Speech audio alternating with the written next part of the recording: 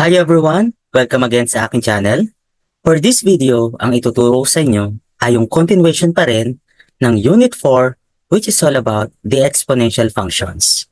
This time, our lesson is about the properties and graphs of exponential functions. Recall that exponential function can be written in the form of f of x is equal to b raised to x. Ang tawag natin dyan ay basic exponential function. Meron din tayong f of x is equal to e raised to x. Ang tawag naman natin dyan ay natural exponential function because ang base natin is a natural number, letter e. Then meron din tayong function na f of x is equal to a times b raised to x minus c plus d. Ang tawag naman natin dyan is transformation of exponential function. Ang ibig sabihin nito is we transform the basic exponential function. Pwede natin siyang makita na mayroon siyang additional coefficient denoted by a. Pwede rin siyang magkaroon ng additional exponent denoted by c. At pwede rin siyang magkaroon ng additional constant sa kanan which is denoted by letter d. All of these are exponential function. They share the same properties and behavior. So let's proceed to the graphs of exponential functions. For example, we have the function f of x is equal to 2 raised to x. Ang kanyang graph is a curve increasing from left to right at meron siyang horizontal asymptote. Another example is f of x is equal to 2 raised to x plus 3. Ang kanyang curve is ganun pa rin, increasing from left to right at meron din siyang horizontal asymptote. And then for example, kung meron pa tayong f of x is equal to 2 raised to x minus 4, ang kanyang graph is ganun pa rin, increasing from left to right at meron din siyang horizontal asymptote. Kung i-analyze natin, pare-parehas lang ang kanilang behavior. Nagkakaiba lang sila sa y-intercept at kung nasaan yung horizontal asymptote. That is kapag ang ating base is greater than 1. Ang ating magiging behavior is increasing from left to right if the base of the exponential function is greater than 1. Next, let's have other examples. For example, we have f of x is equal to the quantity of 1/2 raised to x. Ang kanyang graph ay curved din pero decreasing from left to right. Meron pa rin siyang horizontal asymptote. And then kung meron tayong f of x is equal to the quantity of 1/2 raised to x plus 3, ang kanyang curve ay ganun pa rin, decreasing from left to right at meron pa rin siyang horizontal asymptote. And also, kung meron pa tayong f of x is equal to the quantity of 1/2 raised to x minus 4, ang kanyang graph ay decreasing from left to right pa rin at meron din siyang horizontal asymptote. Meaning to say, they have the same behavior. Nagkakaiba lang sila sa y-intercept at sa kanyang horizontal asymptote location. Mapapansin din natin na ang behavior natin ay decreasing from left to right. That is kapag ang ating base ay less than 1. Therefore, we have the behavior of decreasing from left to right if the base of the exponential function is less than 1. Now, let's proceed on determining the properties and sketching the graph of exponential function given with the function itself. For example, y is equal to 3 raised to x plus 2. What we're going to do is i-determine muna natin yung value ng base at yung value ng d. So, ang base natin ay 3, then ang value ng d ay 0. Kasi wala naman tayong nakitang additional constant after the exponential expression. Therefore, siya ay 0. Itong letter B ay gagamitin natin para ma-determine ang behavior ng graph. Remember, that if the base is greater than 1, the behavior of the function is increasing from left to right. That's the first property. The next property is the x-intercept. In order for us to get x-intercept, we're going to substitute y is equal to 0. Ito ulit yung ating function. Kung ang y ay 0, siya ay magiging 0 is equal to 3 raised to x plus 2. Then solve natin yung value ng x. Ang magiging sagot natin dito is undefined kasi wala naman tayong base 3 na raised to a power na magre-resulta ng 0. Therefore, the x-intercept is none. The next property is y-intercept. In order for us to get the y-intercept, we're going to substitute x is equal to 0. Ito ulit yung ating function.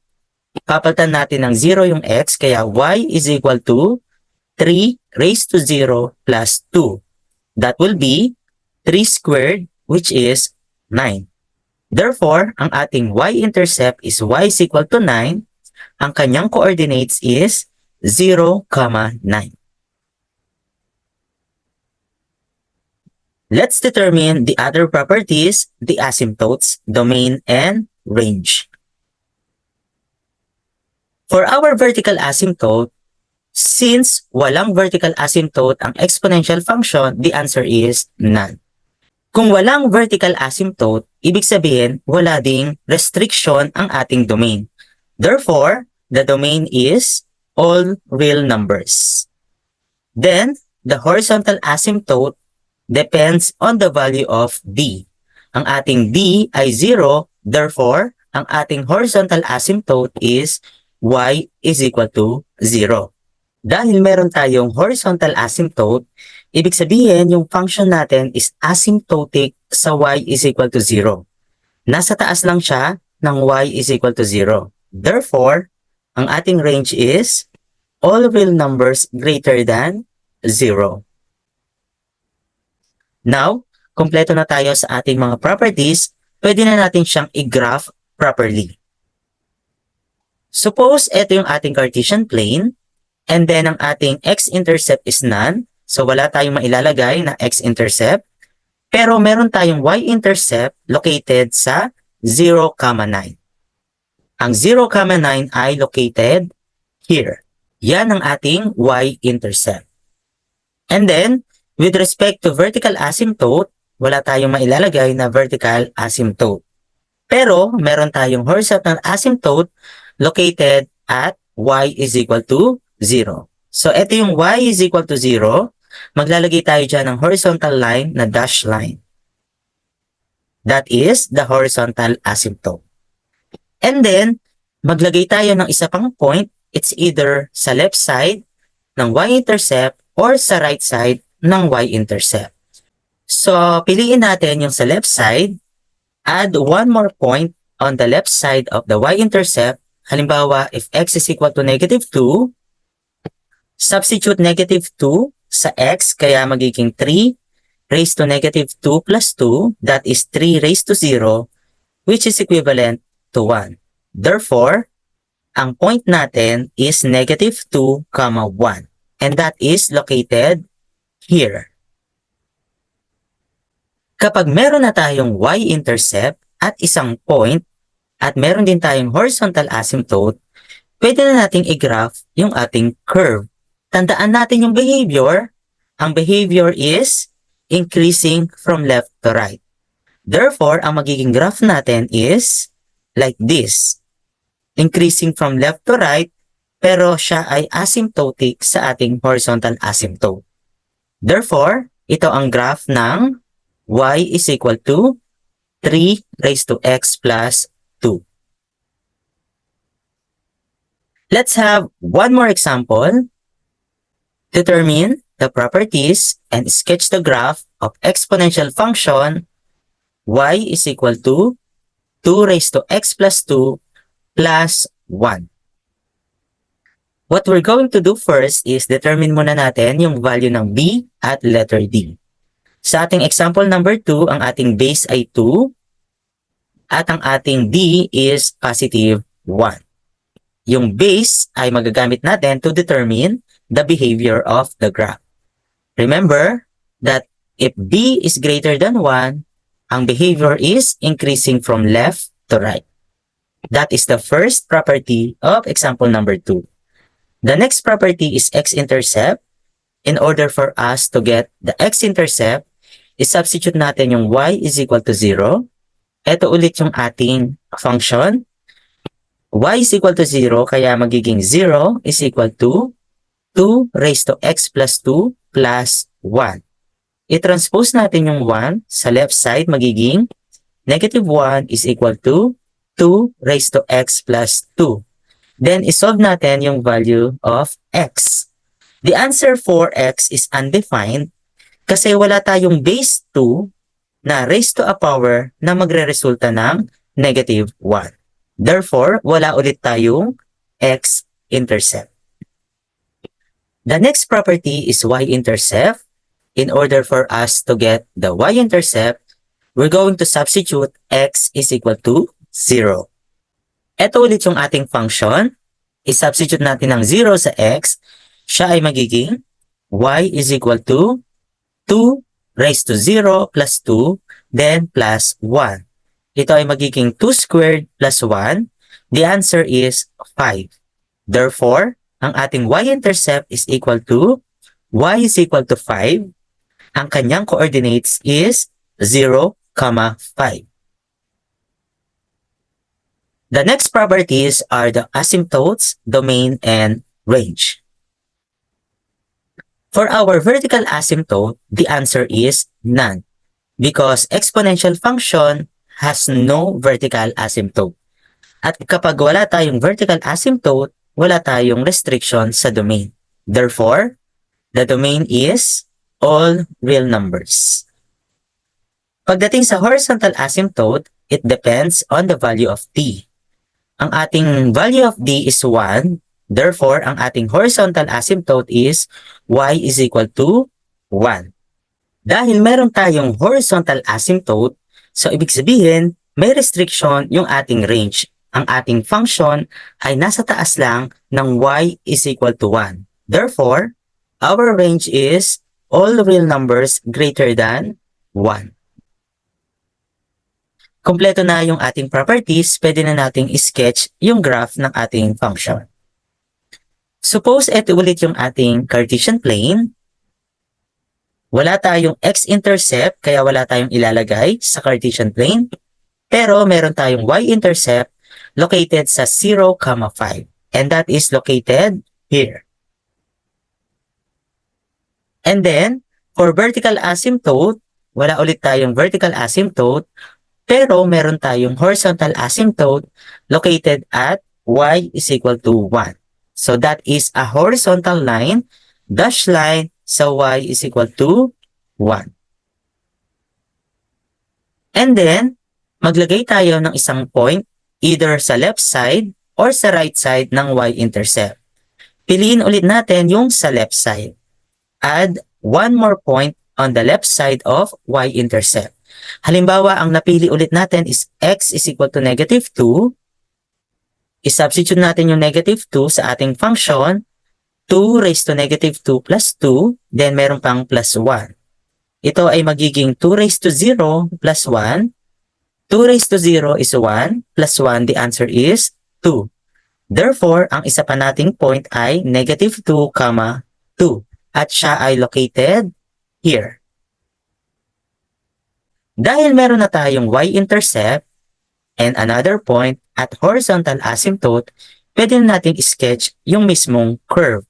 Tandaan natin yung behavior, ang behavior ay increasing from left to right. Therefore, ang magiging curve natin is like this. Asymptotic sa ating horizontal asymptote. Ito ang graph ng ating function y is equal to 2 raised to x plus 2 plus 1. Let's have one more example. Example number 3. Determine the properties and sketch the graph of exponential function y is equal to 1/2 raised to x minus 2. What we're going to do first is determine the value of b and d. Ang ating base ay 1/2, kaya b is equal to 1/2, at ang ating d ay -2 kasi ang dinagdag natin, constant, sa kanan is -2. For the first property, behavior, we're going to determine it using the base. Remember that if base is less than 1, the behavior is decreasing from left to right. Then, the next property is x-intercept. In order for us to get the x-intercept, we're going to substitute y is equal to 0. Ito ulit yung ating function. I-substitute natin yung 0 sa y, kaya 0 is equal to the quantity of 1/2 raised to x minus 2. I-transfer natin yung -2 sa left, kaya magiging +2 is equal to 1/2 raised to x. Then, i-apply natin dito yung solving of exponential equations. Gawin natin siyang same base na 1/2. So, ang 2 ay magiging 1/2 raised to -1 is equal to 1/2 raised to x. Makakancel yung bases, i-equate natin yung exponent, kaya x is equal to -1. Therefore, ang x-intercept natin is x is equal to -1. Ang kanyang coordinates is -1, 0. The next property is y-intercept. In order for us to get y-intercept, we're going to substitute x is equal to 0. Ito ulit yung ating function. Substitute natin yung 0 dito. Kaya magiging y is equal to 1/2 raised to 0 minus 2. Ang 1/2 raised to 0 ay 1. Then minus 2, the answer is -1. Therefore, ang ating y-intercept is y is equal to -1. Ang kanyang coordinates is 0, -1. Ang susunod na properties natin ay asymptotes, domain, and range. For our vertical asymptote, the answer is none dahil walang vertical asymptote ang exponential function. Dahil wala tayong vertical asymptote, wala tayong restriction sa domain. Therefore, the domain is all real numbers. For the horizontal asymptote, it depends on the value of d. Ang ating example number 3, ang value ng d ay -2. Therefore, ang horizontal asymptote is y is equal to -2. Dahil meron tayong horizontal asymptote, ibig sabihin may restriction yung ating range. Ang ating function ay asymptotic sa y is equal to -2, ibig sabihin nasa ibabaw siya ng y is equal to -2. Therefore, ang ating range is all real numbers greater than -2. Kompleto na tayo sa ating properties, pwede na nating sketch yung graph ng ating function. Suppose meron ulit tayong Cartesian plane here. I-plot natin yung x-intercept na -1, 0. That is located here. And then, ilocate natin yung y-intercept 0, -1. That is located here. And then, vertical asymptote, wala tayong sketch na vertical asymptote. Pero meron tayong horizontal asymptote located at y is equal to -2. Ito yung ating -2. So, maglalagay tayo ng horizontal dash line. That is the horizontal asymptote. Dahil meron na tayong y-intercept at meron pa tayong another point, meron na tayong horizontal asymptote, pwede na nating sketch yung graph natin kahit hindi na tayo magdagdag ng additional point. Remember, ang behavior is decreasing from left to right. Therefore, ang ating graph ay magiging ganito. Asymptotic sa ating horizontal asymptote. Therefore, ito ang graph ng ating function y is equal to the quantity of 1/2 raised to x minus